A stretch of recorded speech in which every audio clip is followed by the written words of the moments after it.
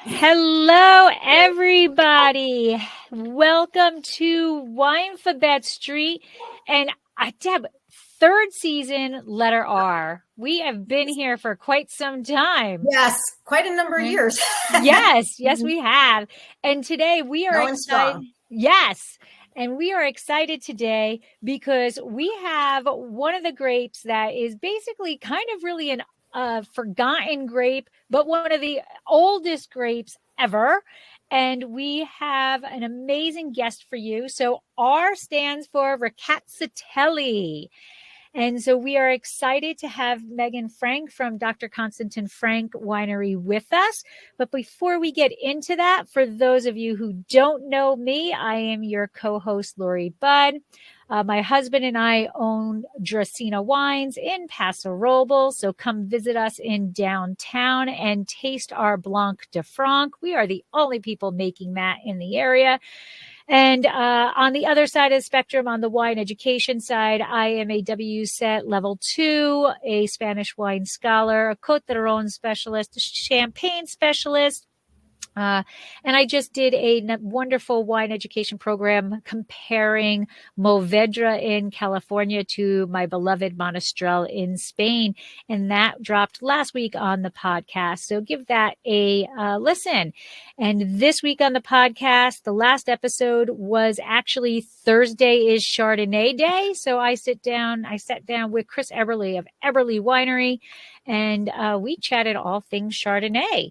So give that a listen. And Deb? So I'm Debbie Giaquindo. I'm known as the Hudson Valley Wine Goddess. I'm a certified specialist of wine, a wine location specialist in Port and Champaign, and a certified sherry wine specialist. I'm author of the book, Tapping the Hudson Valley, Day Trips and Weekend Itineraries, Visiting the Hudson Valley Wine Region. And I am a partner in a restaurant in North Wildwood, New Jersey called Trio North Wildwood, where we just got our liquor license approved to be able to serve alcohol in our restaurant because we're in a zone that doesn't allow that. So we got our variance. So right now my husband is building a bar, and June 5th we go and get the license transferred. And when the bar is up, we will be a full service restaurant. And yes, we will be serving Dr. Frank Riesling. Yay! Thank you so much. And I think that's probably about it. And I'm going to apologize because my dog barks because I can't lock her out because I'm the only one home. So, so anyway, and our guest, MEAGHAN Frank, from Dr. Konstantin Winery in the Finger Lakes, one of my favorite wineries, although I haven't been there recently. It was probably one of the first wineries I went to in the Finger Lakes with my husband many, many years ago. Had a really nice tasting out on the looking out over the vineyard. It was a good time. I have pictures. Oh, that's wonderful. So MEAGHAN, tell us a little bit about yourself. Absolutely. Well, thank you so much, Debbie and Lori. It's a pleasure to be here today, albeit virtually. Next best thing, but we'll have to get both of you up to the region and back. So I've been working at my family's winery for about 11 years. So I work with my father, Fred. I'm the fourth generation to manage the winery. And I have a background in both wine business and also winemaking and enology. So that's where my education took me. I completed my diploma a few years ago, and now I actually teach WSET classes locally in my spare time, just to kind of keep current. But I loved hearing about both of your backgrounds. So it's very impressive, and it's an honor to be here today.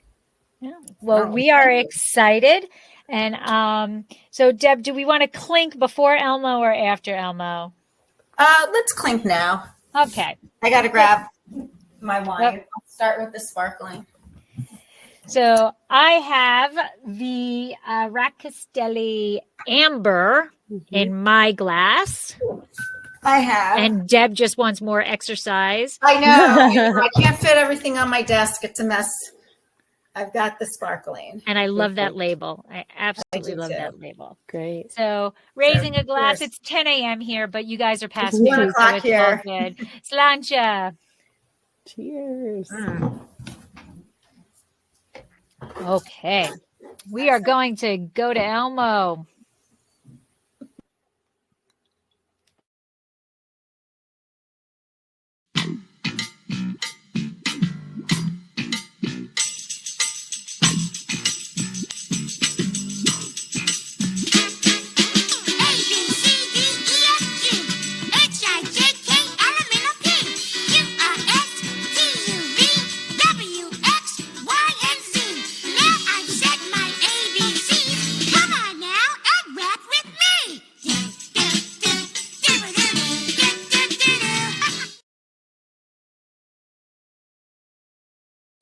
All right. All right. Audio on. All right. Yes, audio on. Welcome, welcome, welcome. All right. Rkatsiteli. I'm excited about this because I love learning. I mean, I love learning about all grapes, but when they're these weird ones and super old ones that just are not, rolling off of everybody's tongue, these are the ones I really dive into. And so I think I'm really it's great excited. introducing people to these grapes. Mm-hmm. That to me is like the wine list at the restaurant. I will have a California Chardonnay and Cab because that's what the people down here, like. But other than that, it's actually going to be a lot of people through this program. Right. Yeah. Wonderful. That's really nice. Wonderful. Yeah, because they got to people got to think outside the box. Outside there's so much wine out there that is so good and is so meant to enjoy. Yep. So, yep. Excellent. So we'll see how this goes. So Meaghan, it was your great grandfather, right? That started it. Okay. Yes. Mm-hmm. And I was trying to think. Okay, I'm tracking back your, I know. It's the great grandfather. I didn't want to put too many greats. Greats, exactly. And he's pretty famous in the Finger Lakes, for everything that he's done. How did he find his way to wine? And give us some background on his path and his legendary status. Yeah, absolutely. So he has a very interesting background. So Konstantin was his name. He grew up in Odessa, Ukraine, and from a really young age became interested in grape growing and winemaking. He actually made his first wine when he was 15 from his father's coffee vineyards. And really set off on a path to become a professor, a researcher, a scientist, and this is, during the Soviet Union times. So Konstantin was managing a very large estate in Odessa. And a lot of what he had planted was Rkatsiteli on that estate. So he had worked with it for many, many years when he was in Eastern Europe. And so basically the family fled during World War II, and they were lucky to come to New York. Konstantin, he spoke 6 languages. Wow. He, had spent 35 years of his life earning a PhD, becoming a professor, being a researcher at the forefront of research and experimentation in Eastern Europe. But he came here with nothing, and basically had to start over. So when he arrived in New York City with his family, he worked as a dishwasher, learned a little English, and found out that the Finger Lakes region was a booming wine industry. And this was, at a time when there was no vinifera here. There was only the American varieties. So Concord, Catawba, Niagara, things that we more associate with jams and jellies today. And then also the French-American hybrids were becoming very popular. And so when Konstantin came up to the Finger Lakes, he was asking researchers, why is there no vinifera? And they would tell him it's too cold. The vinifera vines just don't survive. And he said, no way. In Odessa in the winter, he would say it was so cold that your spit would freeze before it hit the ground. It was so cold. And they would actually have to bury the entire vine for it to survive the winter. So it was very, very cold. So he had a theory that it was due to phylloxera, the microscopic root louse, tiny little bug from North America that's obviously devastated vineyards throughout Europe with the advent of the steam ship in the mid-1800s. And phylloxera was sort of the reason why the vinifera vines weren't surviving, because they weren't grafted on a proper rootstock. So he basically set out on his own to create this movement, this quality revolution in American winemaking, and began in a small way with Chardonnay, Pinot Noir, and Riesling. And those were successful. And then he expanded out to eventually have 66 different vinifera varieties on the property. So an experiment station, and invited area winemakers from all over the country to learn the grafting technique, take that back to their home state. So he was very giving with his knowledge, and believes that Americans deserve only excellent. He always said that, and he was so thankful to have been given a second chance. Fleeing to this country, he wanted to give back, and that's something he always said, and was very, very patriotic through the rest of his life. Coincidentally born on the 4th of July. So wow. Together. So that's Konstantin's story. So very much a researcher, a scientist. And I can't imagine, the battle he faced, not just with changing sort of the environment here in the region, but also the challenges, of course, of starting a winery from the ground up when you're at the age of retirement. Right. I always think back to that for almost like inspiration, because he was very convinced that this is what he needed to do. When he came here, you said that the wineries that were here were really, the Concords and all of that stuff. So did he choose to come to Finger Lakes because there was some sort of, grape experience, or is this where he came and he's like, hey, wow, check this out. It's here, Yeah, I think because he was used to working in a cool climate, that was familiar to him. He also loved, we have these really beautiful, very deep lakes that I think reminded him of Europe. Okay. So there were certain aspects that he really liked. I think if he was maybe closer to, say, California or somewhere out west, maybe that would have been a possibility. But because he really didn't have anything. You think it reminded him of home, and there was just so many similarities that that's where he chose to settle down and do his thing? Absolutely. Yeah, I think so. Mm-hmm. And not that I can imagine that somebody has never heard of the Finger Lakes, but who knows? Let's say somebody has not heard of the Finger Lakes. Can you give a little description of where they're located and what makes it a little, what makes that region unique for wine growing? And maybe, because I think it's kind of cool, the fingers, the stories of how the fingers occurred or what the fingers mean. So. Absolutely. Yeah, this is a running joke also with my husband whenever we travel, especially internationally, when people ask, where are you from? And I always say the Finger Lakes. And he's like, nobody knows where the Finger Lakes is. I'm like, well, now they do. Right. So brand recognition, it's important. So yes, the Finger Lakes, we're in a beautiful region. We have, you would think there would be 10, but we have one extra, one extra lake. So we have 11 of these very deep glacial lakes. And actually, during the last ice age, about 10,000 years ago, these glaciers receded from the north and carved out, almost like a hand carving, these really, really deep lakes. And not only do you have this collection, and, we're talking over 600 feet at some of the deepest lakes, very, very deep lakes. Not only do we have these deep bodies of water, but also during that process, there was almost like this carving of this like glacial till, leaving behind different soil types, making it a really interesting location also for planting vines. But these lakes are a really important aspect of our growing region. So they help to really moderate the climate. And act almost like a heat trap for our very cold winters, which for us is very much like our Achilles heel. The winters can be very, very challenging.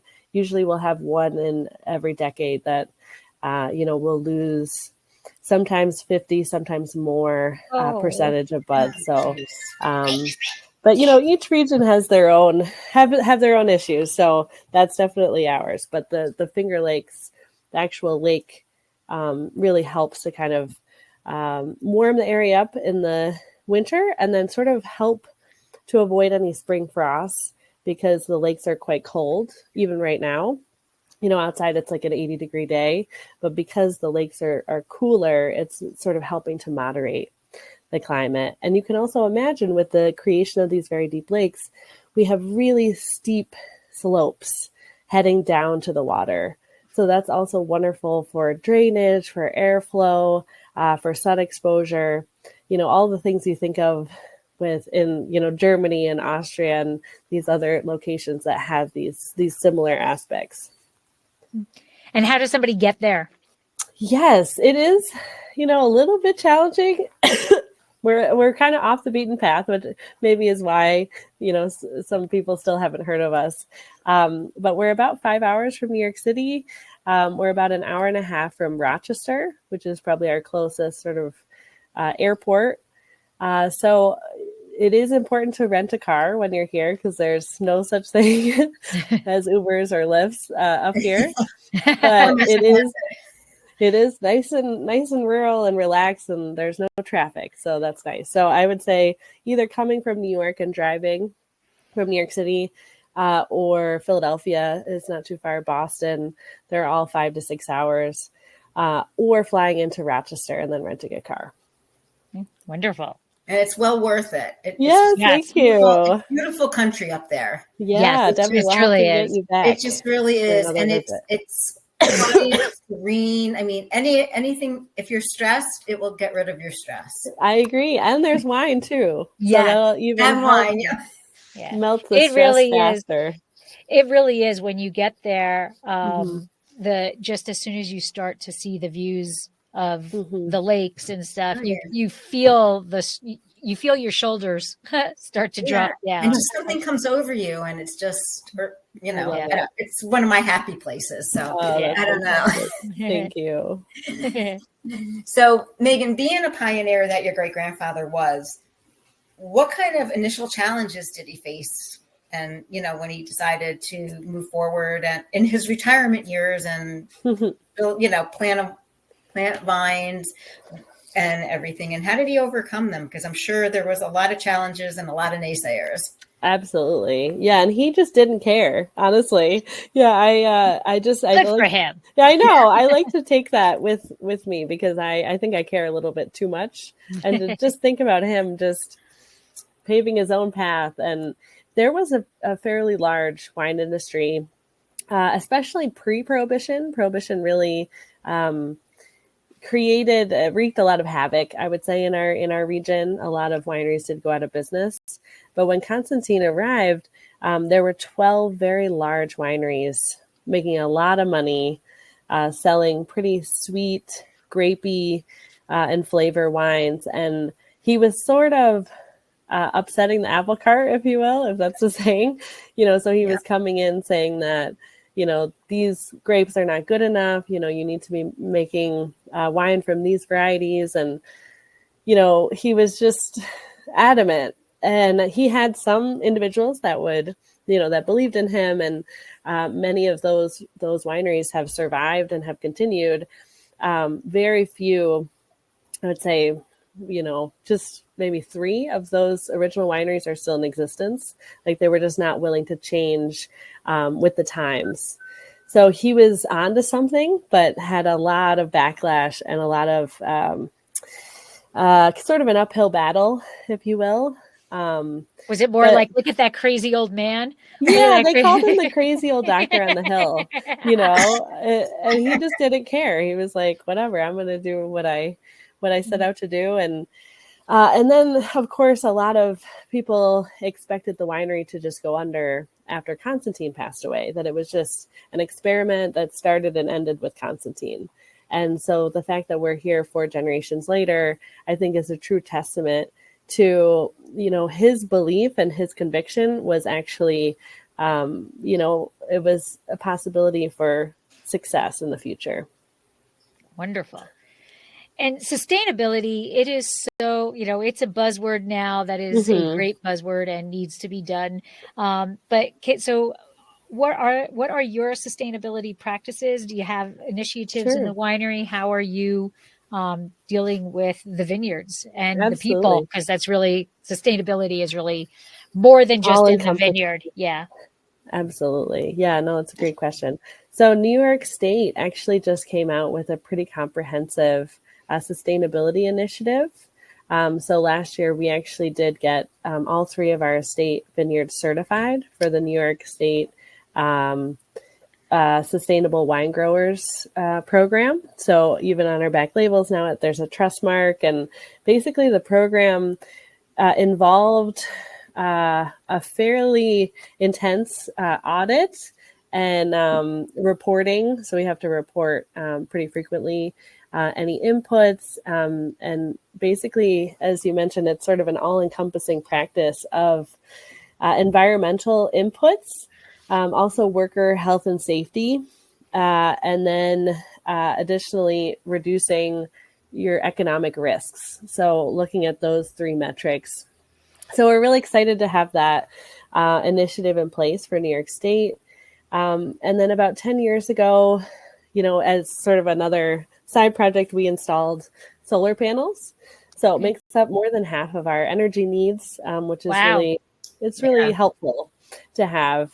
And we're investigating solar water. So there's a lot of different things we can do. And I know you've interviewed other sort of family wineries. And I think that the whole idea is you want to preserve what you have for the next generation. Yeah. So you can get to the land, and also your people, your family, your work family is really at the forefront of our goal. So very, very important to us. Absolutely. Yep, it is. So we're here to talk about our Rkatsiteli. Did I say it right? You did, Debbie, you did. Okay. Yes. Because I'm really bad with stuff like that. But we're going to get to that in a second. But I want to just kind of focus what other grapes that people will know about are found in the Finger Lakes. I know that you're beginning to plant a lot of Syrah up there. And what other grapes are found up there? Sure. Riesling is our number one. Riesling has really helped to put us on, I would say, the international wine stage, which has been really, really exciting. So most producers here in the region, there's about 150 wineries, are producing a handful of styles because Riesling's so versatile. We produce 9 styles ourselves, between traditional method sparkling all the way to botrytis dessert wine. So there's so much to say with Riesling, but we work with 17 different vinifera varieties.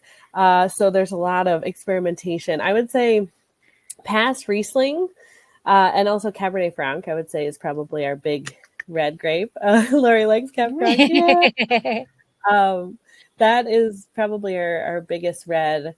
But also Pinot Noir, Chardonnay, Gewürztraminer, Pinot Gris, Pinot Blanc, a lot of Alsatian varieties, Germanic varieties. Syrah is being grown in some of the warmer sites, and there has been a lot of interest there because of the sort of elegant style you can produce. But traditional method sparkling is really on fire here. So that is a big category for us, which is next year will be our 40th year. Our first my goodness. Yeah, and that was something my grandfather started. So the son of Konstantin was very passionate about sparkling wine, and we actually have a whole traditional method sparkling wine cellar right next door that's just devoted to sparkling. So we're almost seeing that as the next big thing. Riesling has arrived, but sparkling, I think we're on the horizon for. And you're doing that sparkling from start to finish? Start to finish. Wonderful. Then it's good because it's cold climate. So you have that opportunity to start picking the end of August, beginning of September to make the sparkling. Absolutely. Yeah. All the ingredients are here, right? We have very interesting, these slate, a lot of slate in the soil, glacial soils. We have cool climate, where we can get full ripeness, but still have so much acidity to play with for 2 fermentations. So it's a very exciting category. Wonderful.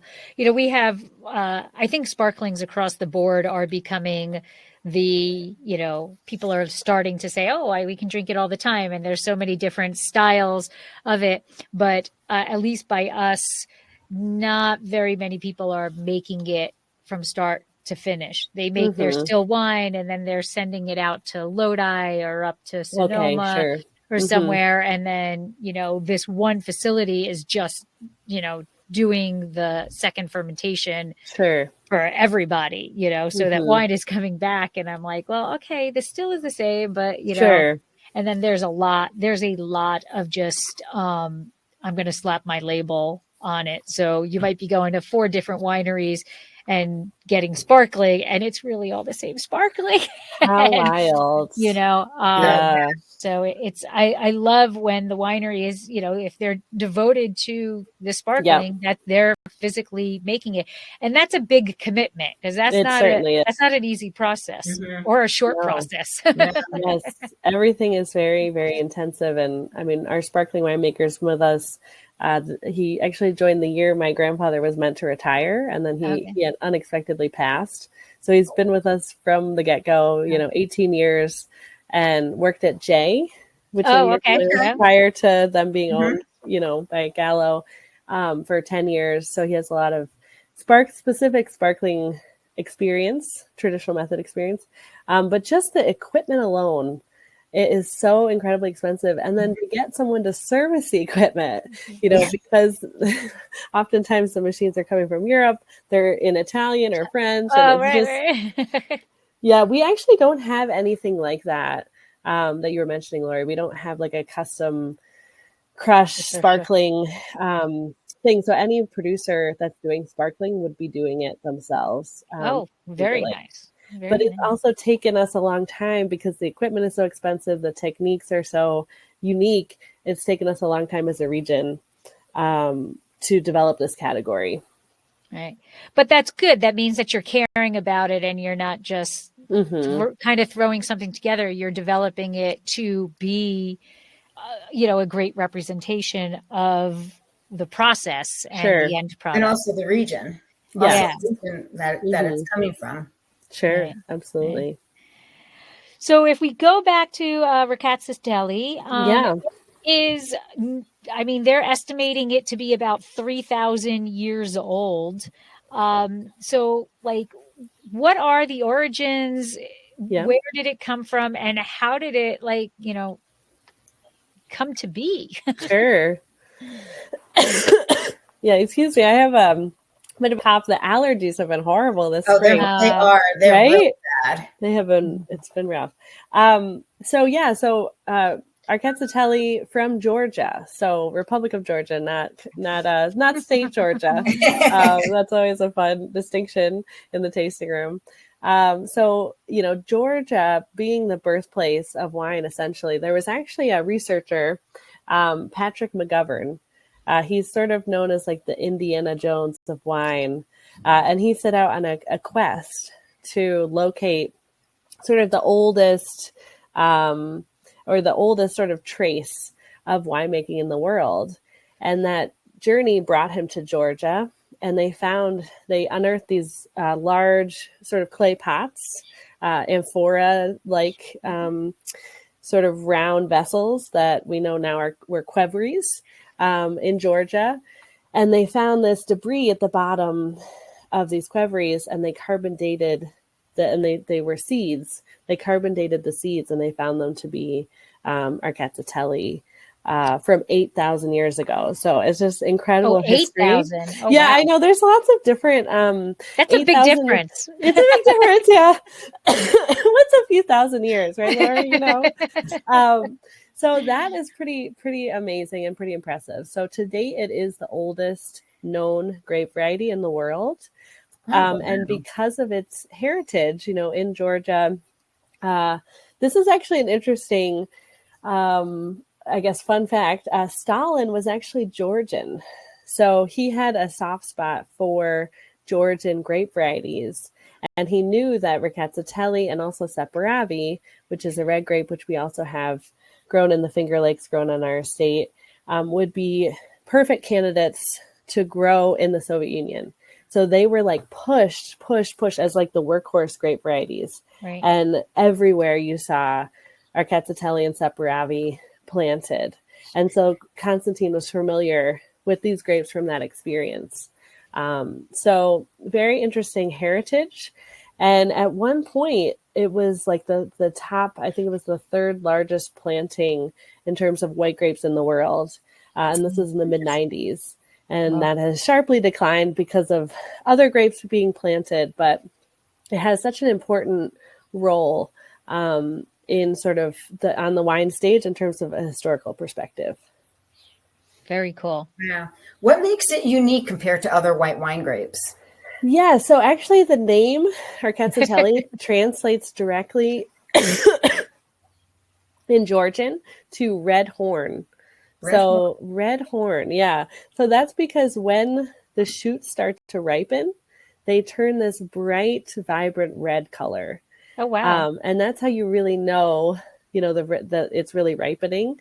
So very, very interesting, very unique. It has a very thick skin. So hence why we can do orange wines. It does very well with that style. And it grows in a very interesting way as well. It grows almost straight up like a broomstick. So it has to be hedged and maintained. Even though we have vines, going back to the 1950s, it can be quite a vigorous variety, especially if it's planted on soil that, can handle vigor. I would say that recipe is not ideal. You kind of want to plant Rkats on pretty poor, low vigor soil and to match it with a rootstock that's going to match sort of the vigor to control it, because it can grow, I would say, very, very vigorously when left unattended. Yeah, like a bad hair day. Yeah, exactly. you gotta use the hairspray and tame it a little bit. And so you mentioned about the Winery. So can you explain you did a little bit about it, but how does it differ, or does it differ from the eggs that we're now seeing as more and more wineries are purchasing eggs and the amphora?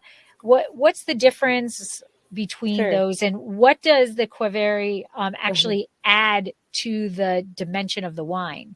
Yeah, I think for us, we don't have any Wineries on site. It is a dream to have one. There aren't any that I know of that are sort of sold from Georgia, but we are in communication. I have a Georgian friend who is kind of helping organize that potential. But we do use amphora. They're from Italy. They act in the same way, though. I think the important idea of a Winery or an amphora is you have, especially during fermentation, sort of the kinetics of fermentation, because you have your carbon dioxide, and the shape of the vessel makes a big difference. So the Wineries are often like rounded. So it helps to control the temperature during fermentation. And so you have a constant rotation of the skins with the juice. And then in terms of aging, it's not an inert vessel like stainless steel, but you're also not adding any flavor like you would oak. You have basically this micro oxygenation effect, but it's very, very minimal. That's helping to add texture to the wine and helping sort of assist with that, especially if it's fermented on the skins, the tannin sort of melding with the wine, reducing the bitterness from the skins. So all of that, I think, is very interesting. The Wineries, I know, are buried. So they're buried in the ground, whereas our amphoras are not buried. That would be a little bit challenging. So that's another sort of distinction. But I know in Georgia, there's a variety of techniques. And, some winemakers will literally just put the skins and the juice, seal up the Winery, put a little fermentation sort of valve to make sure. Bubble. And then just wait till the spring to unearth it. So that's full on trusting that things are going well. And then others I know do a variety of other techniques where they, basically move to another Winery after fermentation, or do a combination of oak barrels and Winery, or mix in with stainless steel. So there's just a lot of different things happening, I think, in Georgia, which is really interesting as they continue to, find their identity as sort of a more modern wine region. So now that things have opened up, you can find Georgian wines a lot. They're much more prevalent than they were, which is really wonderful. So we actually host, it's going to be in about 2 weeks. So if you guys are in the area, would love to host you. We do a Separavi festival. We're the host winery. Yeah, and Rkatsiteli finds its way in because all these Georgian producers have both. So that's a really fun celebration that we're hosting in a few weeks. But yeah, it's great to chat with some of these Georgian winemakers and see what are they testing, what are they trying. Very cool. That is cool. That is cool. Yeah. I know McGregor. Yes, McGregor. Yep. They'll be there. Yep. I haven't seen John in a very long time. He's great. He has a little son. Oh, does he? That's great. Yeah, I haven't seen him in a really long time. When you see him, tell him I said hi. Oh, I certainly will. Debbie. But moving on. Yeah. Was your grandfather the one that brought our Rkatsiteli to the Finger Lakes? Yes. Yep. So that's how the grape found its way there. That is correct. Yeah. Now, how did he go about doing that? Like, it's not like in a backpack. I know, in a little suitcase. Right? Exactly. Smuggle it in a suitcase. Yeah. I mean, that's a possibility. From what I understand, there were 2 or 3 really experiment stations that he worked very closely with. There was one in Quebec, which for us is not terribly far. He spoke fluent French. So for him to go up to Quebec and get cuttings, that was like a clearinghouse for him almost. There was one in Maryland and then one in Texas that he also would ship in vines. And there were not these very strict quarantine laws back then. You're talking 50s and 60s. So basically they would, he would have a connection and then get the cuttings and then hand graft himself on the rootstock that he wanted to use. So that was basically the early days. And he had varieties that we no longer have that, I don't think have a bright future in the Finger Lakes, like Pedro Jimenez. I don't know how that survived, but, Ferment, which is another very interesting one. Nice. He had Gamay, which some producers still have in the region. Matsvani. That's an Eastern European grape. So just so many, over 60. So he was really experimenting with what was going to work and what didn't work so well. So before we go on, we started talking about sparkling, but we didn't talk about your sparkling, and Debbie has it in her glass. So I think let's talk about this actual version, or I should say expression. I hate using the word version. Expression.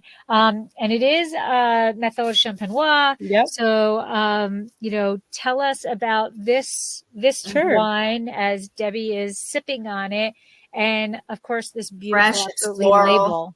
Yeah. So this was our first release of a sparkling Rkatsiteli. We've only ever done still wine prior to this. And it was just really fun. Eric, our sparkling winemaker, was excited to try it. And we had some Georgian examples that we were really inspired by. So this one is, as you mentioned, Lori, it's made in the traditional method. Especially our Rkatsiteli has a tremendous amount of acidity, so making it a fantastic candidate for this style. And this just has a touch of dosage. It's an extra brut, so kind of rounding out that really bright acidity.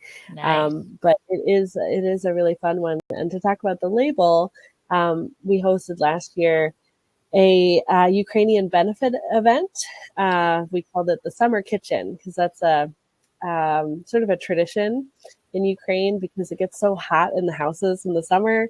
You have an outdoor kitchen in the summer, so that your house doesn't get smelly and too hot. Yeah, and there's all these recipes that were celebrated for the summer kitchen.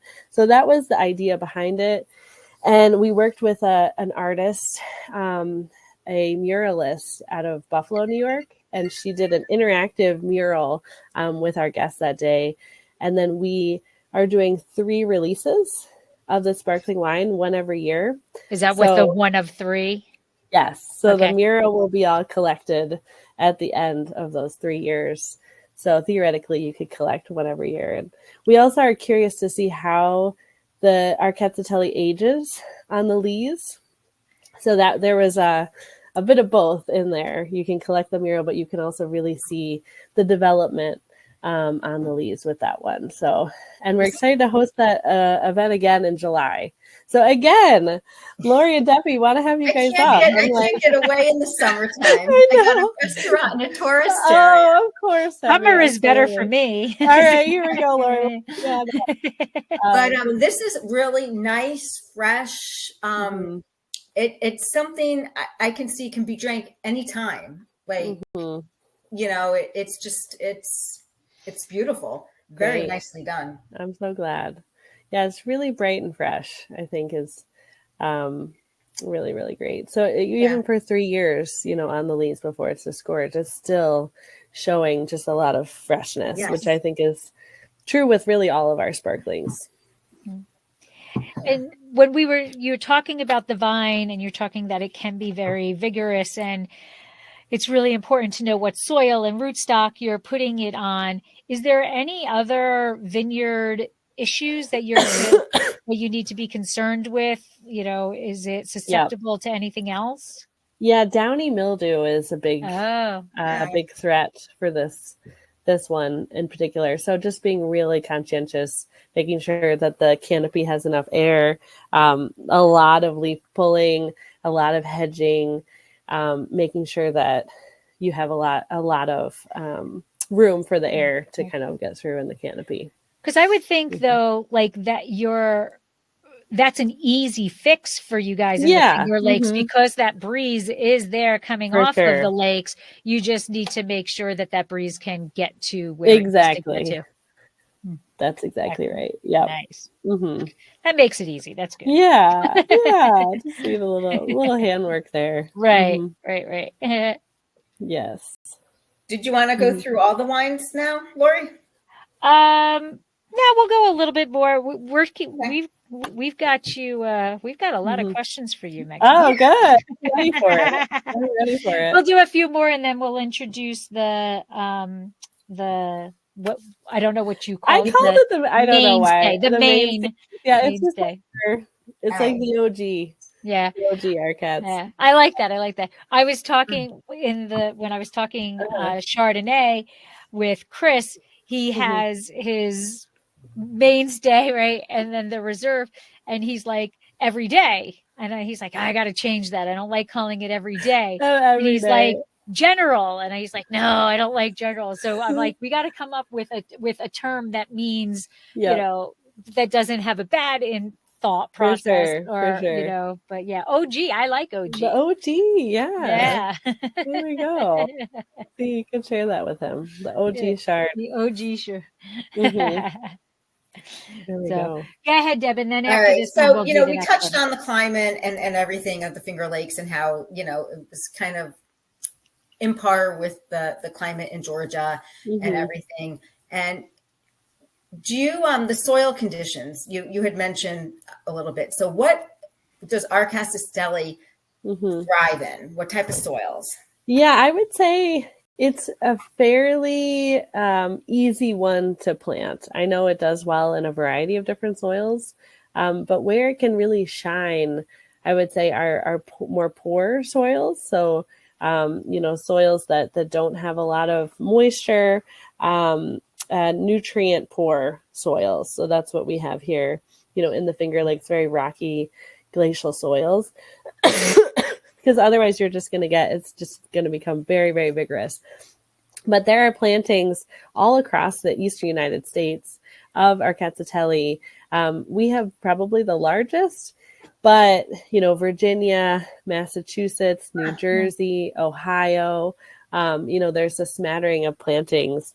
And we had a nursery here for a long time. So, you know, viticulturalists and winery owners would get cuttings and then take them back to their home state.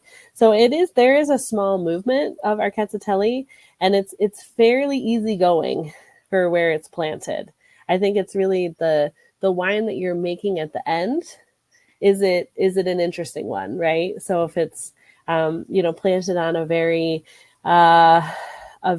nutrient dense soil with a lot of access to water, and it's overcropped, the final wine, it might be, tasty, but neutral. Is it going to be like exceptional? More neutral. So I think that's where you kind of have to be careful, is just to keep the crop levels in balance with the vine. Mm-hmm.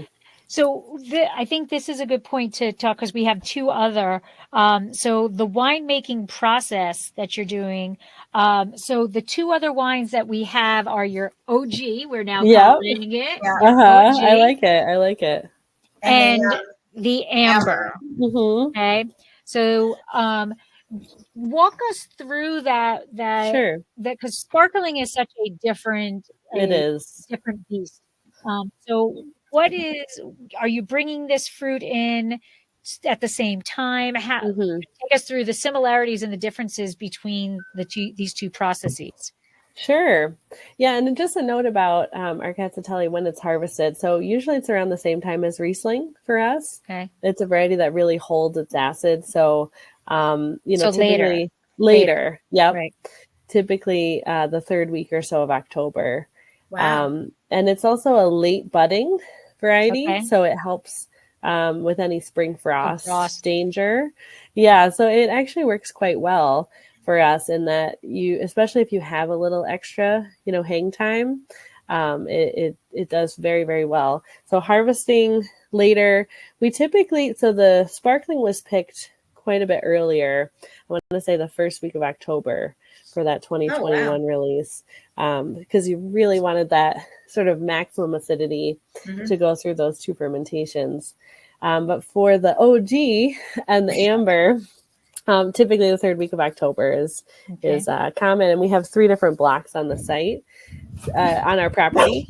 So looking at for the OG, which is stainless steel fermented and matured, looking for that freshness, and really the wine, again, as I'm sure hear all the time, the wine's very much made in the vineyard. There's really very little manipulation happening at the winery, versus the amber, there's a lot more, I would say, winemaking techniques employed there. So with the OG, basically pretty standard crushing to stemming, removing the skins during the press cycle, treating it almost like a Riesling in that way, like really looking to capture all the aromatic potential, and then going into a stainless steel tank for fermentation. And we typically ferment actually with a yeast that does well with thiols. So like a Sauvignon Blanc yeast is a typical one for us, because it really heightens that like guava, passion fruit, like the kind of tropical notes that you can get. So it's pretty punchy with its aromatics, a nice cool fermentation. And then that's basically it. So racking out the leaves, and then it's bottled usually in February or March of the following year. Whereas the amber, and I have a note about the name. So amber is sort of the homage to the Georgian Quivery style, which many of them are called amber. But we also have a line of wines paying tribute to the women of our family who have helped build the business. And so we have my great-grandmother Eugenia, we have my grandmother Margaret, my 2 great aunts. And so often we hear in the tasting room, so you have Eugenia and you have Lena and Hilda, but who's Amber in the family? And I'm like, oh no, what have we done? So that's kind of funny. So there were no Ambers in the family. That's just the style. So with the amber, this is a style we released, I think for the first time in 2016. So it's a fairly new one for us. And the trick has been, it's sort of an entryway orange wine, I guess. I was going to say, does it gateway orange wine. I see the difference of the colors. So about 2 weeks, we do a open top fermentation, just like our red program, on skins with twice a day punch downs. So trying to extract just enough of that color and the tannin and all the phenolics in the skins. And I mentioned Rkats has really thick skins, so making it a great candidate for the style. But the challenge is just having it not too tannic, right? So we're just looking for enough to build that texture. Actually, this past vintage, we did a month on skins, which was, we pushed That's a long time. Yes, we pushed it a little bit. I would think it would have been darker. Yeah. I will this You vintage, know? but we haven't No, released what they that just one yet. did, Deb. What they just did. Oh, what you just I'm did. sorry, Okay. I'm confusing. But typically it's about 2 weeks. So we are trying to kind of see where that line is.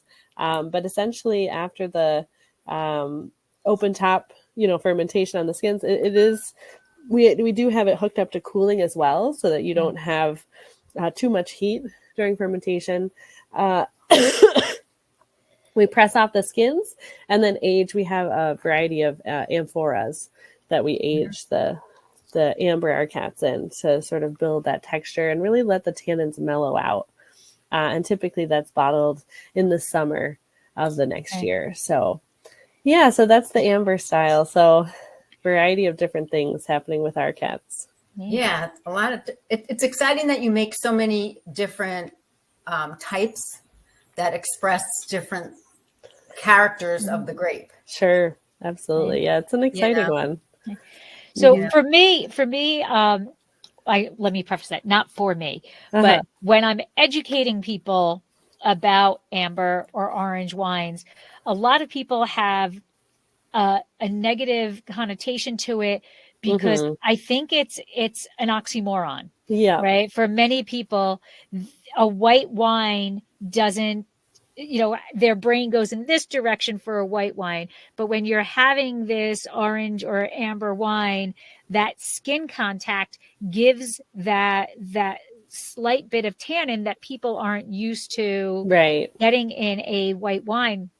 And I have had some amber wines that to me, the tannin doesn't, it overpowers.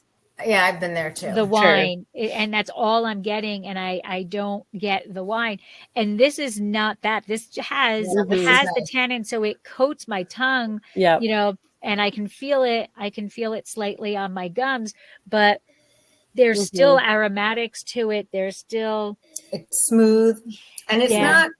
And I don't want to say it's not orange. It looks more like a gold. It's really a Chardonnay type of thing. Yep, absolutely. That, in this.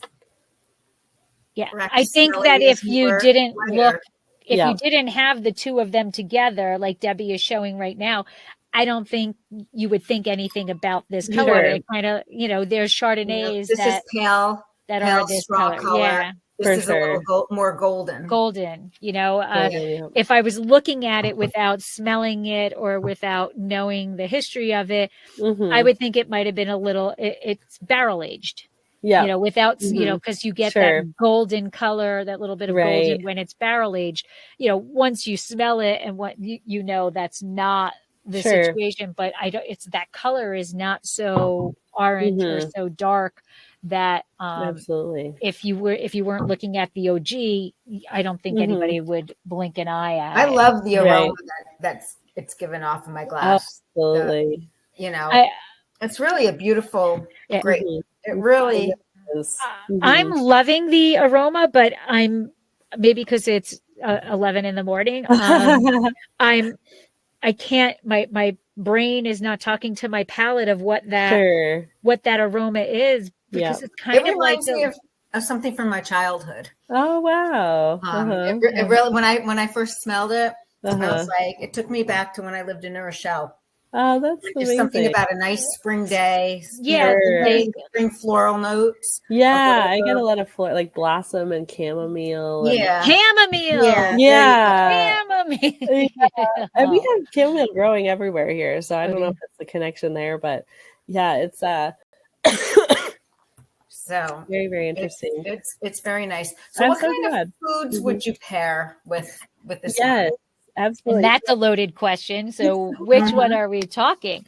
Well, the grape itself. Sure. What because it is high acid. Absolutely. What would you pair it with?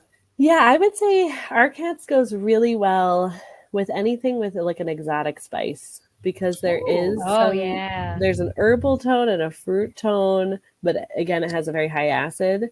So, Lebanese, Indian, Cajun, Thai, like it's very versatile. And I would say that for both the OG, curry, yep, for both the OG and the amber. The amber too, like any like aged hard cheeses, I think goes especially well.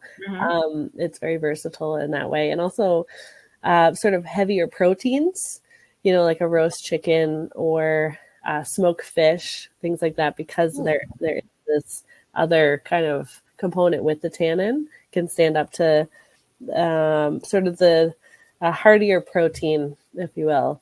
But yeah, exotic spice with Rkats, it's like, and that's such a big statement. There's obviously so many directions you can go, but exactly. Really, the serving temperature for these, do you recommend different serving temperatures for the amber versus the OG? Yeah, I would recommend the amber to be served not as cold as the OG. Okay. Yeah, maybe taking the tannins. Yeah, exactly. Let's thinking about it like a maybe oak-aged Chardonnay, where you want it above room temp, but not as cold as fridge temp. So somewhere between there. So maybe just leaving it out on the counter for a half an hour or so prior to serving would do the trick. But I think you're going to lose a lot of the very delicate aromas if it's too cold.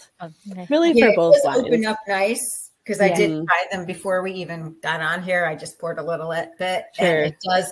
This opens up and it's smooth. It's on your palate a little on the, I don't want to say creamy side, but it's absolutely, yeah. But when I first tasted it, it was just like, boom, I'm here, and what are you doing? Totally.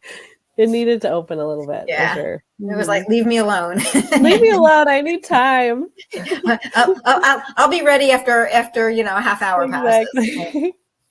And what about consumption of these? Because of the tannin in the amber, does that age better than the Rkats that it doesn't have the skins? Sure. Yeah, I would say so. Yeah, I mean, we have a pretty comprehensive library of our wines going back to the 60s. Rkats, because of its acidity, really does age very well. But we're really producing the OG, I guess, for I mean, of course you can age it, but it's really meant to be a fresh example, if that makes sense. That because of the primary aromas are just a really big part of the wine. I think that one we would recommend. Of course you can age it, but the amber, because it's likely to develop more of those like tertiary, almost like orange marmalade, nutty kind of characters over time, that would be interesting to see where that's going. And what are you looking for at harvest? What's your, a little bit of the chemistry? What's your bricks you're picking? Sure. Obviously lower bricks, for the sparkling, but when harvesting the Rkats, what's the bricks? What's that acid like? Yeah, no, the acid can be pretty high. So looking at, 21 to 23 bricks, I would say is a pretty safe. And then around 18, 19 for the sparkling. Acid, we've seen anywhere from, 10 grams, really 8 as the low, but 10 grams up to 13 sometimes grams of acid. So it can be fairly high in its acid. But that's, again, what makes the wine, I think, so fresh and vibrant. Right. Do people come in, like when they come into your winery for a tasting, how has the reception been towards Rkatsiteli? Because, people, what I see, if it's not like Chardonnay or Sauvignon Blanc, they're like, they don't want to have anything to do with it. Sure. Well, I have to tell you something. It may sound unbelievable, but for the past 3 years, sort of the OG Rkatsiteli has been the #1 selling wine out of our tasting room. And we Awesome. get 80,000 visitors a year. So it's a pretty robust, you know, in the season. We're a very seasonal business in terms of our hospitality side of it. But I couldn't believe it when we ran that report. I think we did it for the first time 2 years ago. I would have sworn that it was either the dry or semi-dry Riesling, but the Rkats beat it. And I think it's because it has that story, you know, because of our Ukrainian heritage, that Konstantin was the first to plant it, that it's an ancient grape variety, the oldest in the world. I think people really resonate with that. And then, of course, they taste the wine and they're like, oh, I like this. And it has a story. And I can serve it with all these dishes. What a conversation piece. Yes. Right. Yes. If you not only that, you know how Riesling can be, I mean, I know this is an acidic wine, but Riesling can be so acidic it takes the enamel off your teeth. Sure. This is elegantly acidic. Sure. There is an elegance to this grape, to this wine. Well, this is the OG. Sure. But the grape in general, with all three of the wines, there is like an elegance to it. Sure. Where it can be fun. It can, you know, it pairs well with, you know, all these foods. Yeah. It's not, you know. Yeah. And I think that, you know, if somebody, and I please don't take this as putting down Riesling, because I know Riesling is so thing in the Finger Lakes. But if you're going to somebody's house and you're bringing wine and you're bringing a Riesling, it's another bottle of wine, no matter who's making it, who's what. They're very familiar with Riesling. Right. It's everywhere. It's your, you know, you said earlier, that's really kind of the most common, well-known grape there. But if you're going to a dinner party and you bring Rkatsiteli, people are like, whoa, you're the cool one out of the dinner party. You get the award for the most esoteric wine brought. You know, and it's so good that you know, you're like, I've got this cool wine, and wait till you taste it. Then that, you know, and that's one of the things that I love about wine, is that it is the doorway to conversations. And I think that opens it up. But do you have many, you know, I'm not sure so many people who have never been to your winery before come in and say, hey, you know, let me try that Rkatsiteli, you know, you know, but once they taste it, they're like, oh my God, this is going to bring back memories when I open this bottle, and this is going to give me conversation, and I'm going to impress the people because it's a darn good wine, right? Absolutely. It is. You know, all three of them are so nice. It's like, it really sucks that it's 2:00 in the afternoon, because I could just sit down and drink. Hey, you know, it's 5:00 somewhere. I have too much work to do. I'm going to take chicken out for dinner and make something, you know, that's got some type of an ethnic spice, like tarragon or rosemary, you know, some herbal notes. That would be beautiful. Or curry. So with it being like the #1 planted grape variety in the Soviet Union, you know, for quite some time, and now being almost unknown, why do you think that happened? It's, you know, not understanding how to grow it, not like what? Yeah, I think for a long time, you know, the wines, you know, from say Georgia, Ukraine, that sort of area were not widely available for a very long time. So American consumers were not, unless they visited, you know, the random assortment of wineries on the East Coast that have a small planting, would maybe not be familiar with it just because of the accessibility. I do think the name holds it back. So I love the name, but it is pretty intimidating, you know, with the R and the K. So often we have our guests, they come and they say, oh, I really want that R wine, you know, like, because it's like, it's intimidating. So what we say is we shorten it Rkats. I like it. That's so easy. I can pronounce that. Yeah, Rkats, right? And then you're like in the know, you're in the club. To know about this. That's like how you know if somebody lives in Paso Robles or they're visiting. Yeah. Right? We never say Paso Robles. Sure. We're Paso. You know, Paso. Okay. It's Paso. Yeah. It's Paso. But visitors, then you get into the thing of, is it Paso Robles, Paso Robles, yeah, you know, and all that stuff. Yeah. You know, I mean, honestly, technically it's Robles, but nobody says it's Robles. Robles. Yeah. But if you live there, it's Paso, right? Yeah, so that's how you can tell, you know, so it's the Rkats and the Paso club, yeah, right? You're in the in crowd. You're in the in crowd. Absolutely. Yeah. But I do agree with that, because I think that's a problem with Gewürztraminer. Absolutely. Yes. I did a seminar on Sunday, Alsatian wines. Oh, nice. Had a Gewürztraminer, and it was very interesting how people took or didn't take to the Gewürztraminer. Right. And then I had a blend, a Gentile, which was a blend, and even though there was Gewürztraminer in that, and I could taste it was very upfront. People seem to like that better than the Gewürz.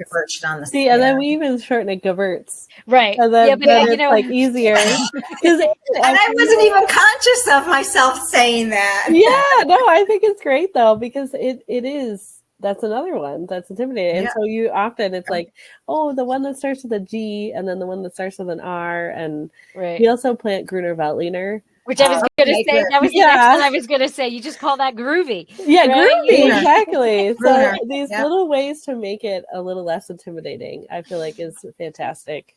Groovy, I love it. Do you think, like you said, you're planting Gruner? Not a lot of people plant Gruner. I know back in the Hudson Valley, Millbrook is Millbrook, yeah. Yeah, and it's pretty good. That's great. But you know, do you think you might start planting a little like lesser known varieties that do well in cool climates? For sure. Yeah. I mean, we're constantly on the hunt, you know, for additional varieties. So we recognize we do work with quite a few, you know, of the esoteric varieties, and it is a way to sort of introduce, you know, a new story, but especially in the wholesale side, it is more work, right? Because you're really flying the flag of the grape variety and then the region and then the winery. So it takes a little bit more. Well, you give this to Fedway and I'll sell it at the restaurant. Yeah, I mean, I think they might have it already. So do they have markets? I'll have to look in the book. If they do, it'll be on the menu too.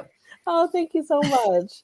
Yeah, it's actually a really important one for restaurants, for on-premise, because it does so well with different cuisines. And it's such a unique thing for especially a restaurant that has sort of an inventive wine program, like I'm sure you have. Yes, we have a pad thai type of noodle. Oh, fantastic! That would be a stellar pairing. Really well with this. Stellar, yeah.